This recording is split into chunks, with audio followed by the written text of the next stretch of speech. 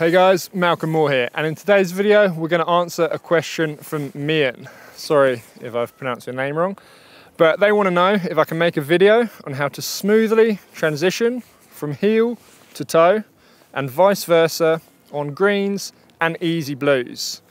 Pedaling, turn shape, timing, etc. Cool, so that's a good question, and on the side over here we have a very easy blue run. It's getting a little bit icy, but it's fine for us today. So before we get started, let me extend my pole out. Whoop. We're going to jump in and make some of these smooth turns. And I like that word smooth. I'm going to pick up on that later, because to get a smooth turn, I feel like that requires you to be able to do a few things with your riding and make your turns in a certain way. So we'll come on to that. And if you're wondering where the selfie stick on this camera is, I'm using the Insta360 1x2 camera. It's not some kind of magic. I don't spend hours editing, rubbing out the pole. It's actually really simple to do. So check that camera out. There's a little link for it in the description just below. So back to making these smooth turns. Now, she mentioned at the end of the comment, turn shape.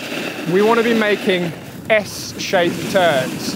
So I'll put my trusty S diagram on the screen here, and you can see where I am in the S right now, coming across the top, changing the edge, back across the top again, and there we go.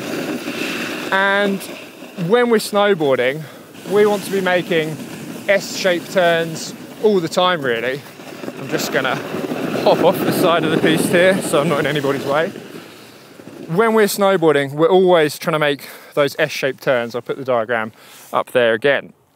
And, you know, Mian mentioned the word smoothly, and it's by using these S-shaped turns that you're able to really flow from one edge to the other, and they allow you to essentially always be following the nose of your board, you know, riding the length of your board.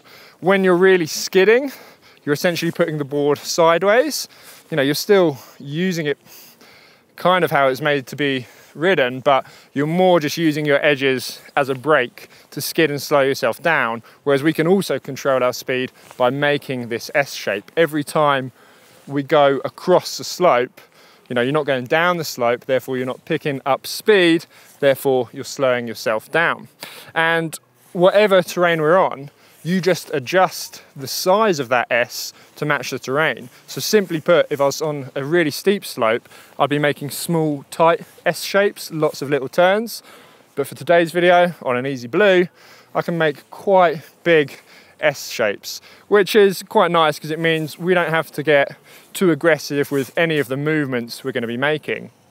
And I'd say the most important movement, the movement that really helps with the edge change, it's all about the hips. So let me just put the camera over here. It's all about crossing your hips over the board. And normally in my videos, I use the term up unweighted, which basically means you stand up and cross the hips over the board like that.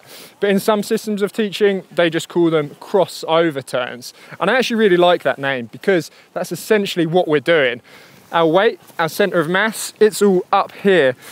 Most of my body weight is from my hips upwards, and at every edge change, I'm crossing my center of mass over the board. And I've been teaching a lot of people this week who've been kind of struggling, particularly people struggle with the heel to toe side.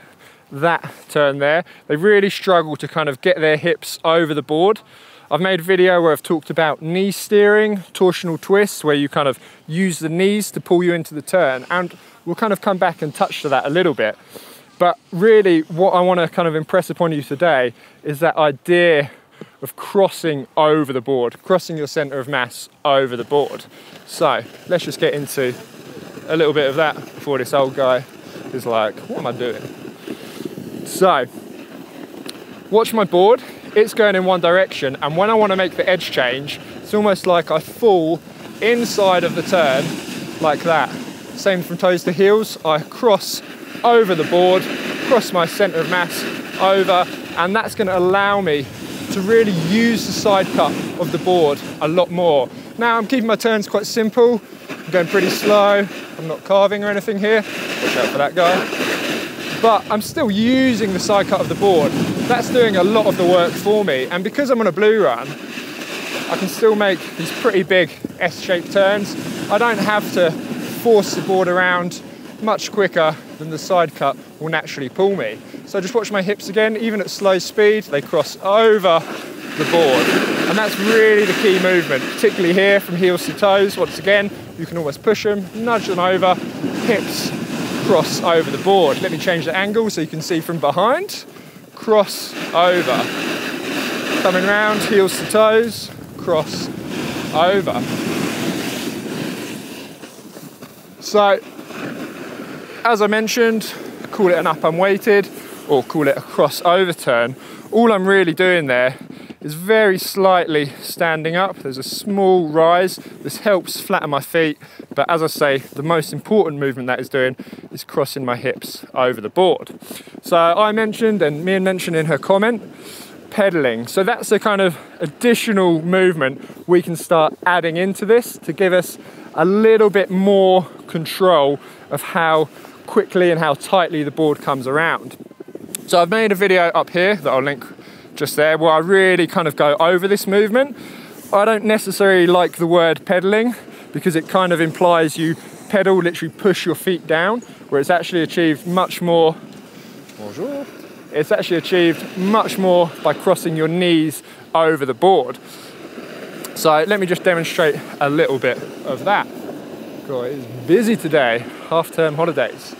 So, coming across, I'm gonna still cross over my board. I'm gonna make the up unweighted movement, whatever you want to call it. But this time, as my hips cross over, I'm just gonna lead a little bit with my left and then my right knee. So left knee, right knee, this kind of 1-2 movement. As I cross over, left knee, right knee, just dip in one at a time. And now, it's actually kind of handy because I'm onto the steeper part, the more blue part of this blue run. That's allowing me to make smaller, tighter turns by just leaning in left knee first. Let's come around here. As that goes in, it just pulls the board into the turn and the back knee just follows. Left knee crosses over first, back knee follows. And that's going to give you a slightly tighter arc, but essentially the same thing is happening where my hips are crossing over the board. So that's kind of covered turn shape. So always these S-shaped turns. It's up to you how big you make them. You know, I can do, let me look around, I can do really big S-shaped turns. I'm starting to carve a little bit more as I do it. And obviously that just means I'm going to be going a little bit faster. But you know, if you feel a bit too nervous to do those ones, knee steer a little bit more, pedal, torsional twist, whatever you want to call it. It's basically just leading left knee, right knee, 1-2 over the board. That's going to achieve these smaller, tighter turns, but all of them, they should be reasonably smooth because as you can see, I'm always following the nose of my board, and that's really kind of like the main thing here to achieve these smooth turns. Make sure you're always following the nose of the board. So as it flattens out here, I'm still making S shapes, but this is what we would call a more open turn. I'm not bringing them around 90 degrees across the slope, but I'm just holding onto the heel edge about 45 degrees across the slope, dropping back onto my toe edge, about the same angle, and that's just allowing me to still use my turn shape to control my speed. I'm not controlling my speed just by skidding at the end of every turn. I'm still using my turn shape, and it's just by opening up those S's into those open turns that I can control myself there. So let me have a think. I'm just trying to think if there's anything else we need to cover. I mean, obviously you need to have reasonably good edging skills to be able to make that traverse at the top of the edge. You know, if you, every time you're on your edge, you're just skidding like this, you need to add in that slight lateral movement, lean in to the slope to allow the board to grip and pull you across. So that's a real sort of prerequisite, I would say.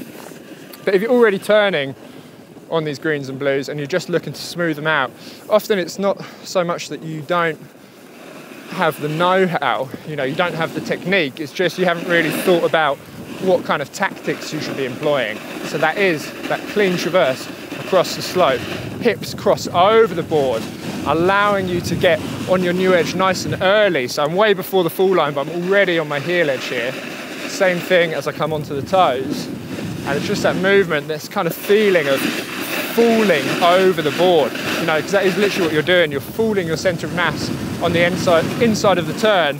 But because we've got that momentum, you know, you can drop it on the inside of the turn and sit on the inside of the turn there, and the board is just going to pull you around. It's a really nice feeling, and when you start doing these much smoother S-shaped turns, it's going to feel not only more enjoyable, but because you're using the side cut of the board, you know, using it much more how it's meant to be ridden, it's a much easier way of riding too. So think S-shaped turns, think crossing the hips over the board. If you want to add in that pedaling, you can by all means do that as well. You know, that's going to be something that's really helpful as you get on to the steeper slopes when you want to make those turns tighter. But really then it's just about getting your posture in the right place and kind of trusting the turn, leaning your center of mass, leaning your body on the inside of the turn and having the board pull you around. For greens and easy blues, you can be really lazy with your snowboarding. Don't make it hard on yourself. Cool, so thank you for following me down that run. Had to dodge a few people. We're still in the half turn, as I mentioned. And thanks for that comment. And as I say, if you guys have got any more comments, drop them down below. And yeah, could be doing your one next. Awesome. Thank you. I'll see you next time.